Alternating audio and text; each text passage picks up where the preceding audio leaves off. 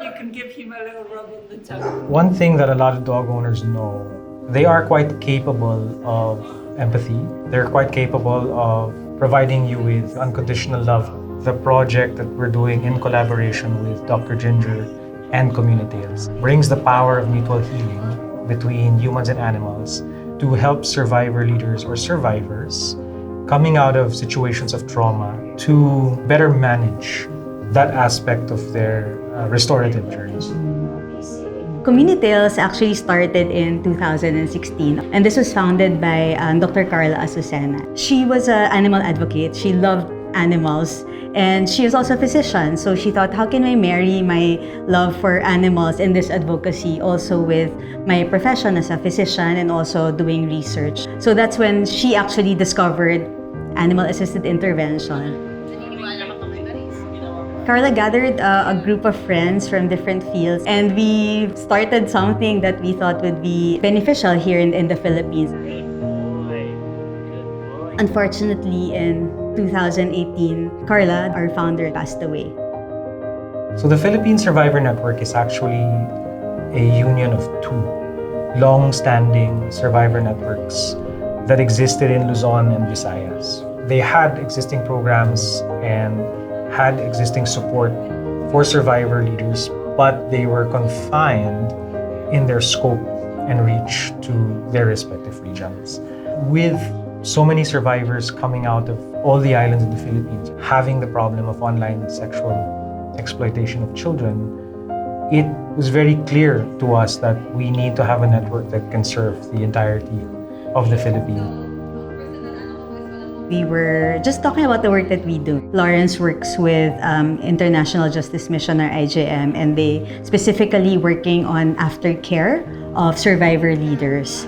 And then myself at Communitales, we provide animal-assisted interventions. So there was a need that was identified. How can we support survivor leaders? And since we had a service that was interesting and new and very exciting, we thought that maybe we can bring those two together. The other partner that we brought in here is the Philippine Survivor Network. So this was the organization of the survivor leaders themselves. When the survivor leaders said again that, okay, we think it's a good idea, but some of us are not so sure if we'll be comfortable with animals right away, but they wanted to explore. So that was like our first real signal that, okay, this can work. Because even the ones that are slightly unsure were really open-minded about it. At first, they were also apprehensive because it's a big dog. But as a handler, our job is to make sure that the dog and the survivors would feel safe. This is Hermoso. He's a 6 years old white Swiss Shepherd. He loves people, so he would do anything for scratches, belly rubs.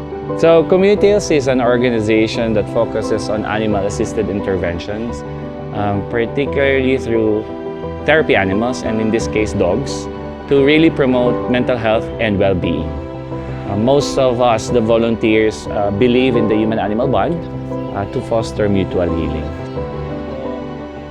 We wanted to specifically measure also how the intervention will have an impact on symptoms of depression, of anxiety. Our goal was to co-design modules with the survivor leaders.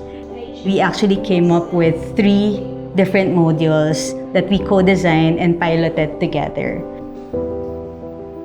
The first module was on mindfulness of body. The second is actually focused on safety. And the third, the focus of that is actually acceptance. Animal-assisted services or interventions, they're actually supported by this whole science of the human-animal bond. So physiologically, it affects our hormones. Interacting with animals has been shown to increase the release of oxytocin, which is the love hormone, the feel-good hormone. It has been shown to decrease levels of cortisol, which is the stress hormone, and also has been shown to improve heart rate, blood pressure. when you're in the presence of a dog, there's no judgment there. So that actually facilitates a sense of safety, sense of comfort, and that sense of safety is something that's particularly important, I think, for people with experience of trauma. The Philippine Survivor Network is meant to do two main things. One is to really be a support network for survivor leaders, to allow them to access a safe space, a safe community. The other is also to be a catalytic voice for change in the Philippines. After this program, I plan to continue my advocacy work about these communities, and I would like also to share about the knowledge that I have learned in communities with my other survivors in Philippine Survivor Network. And I'm very happy also to share with the government agencies this experience. It's really helped the survivors. Programs tend to have a very specific time frame, but sustainability is built beyond the time frame.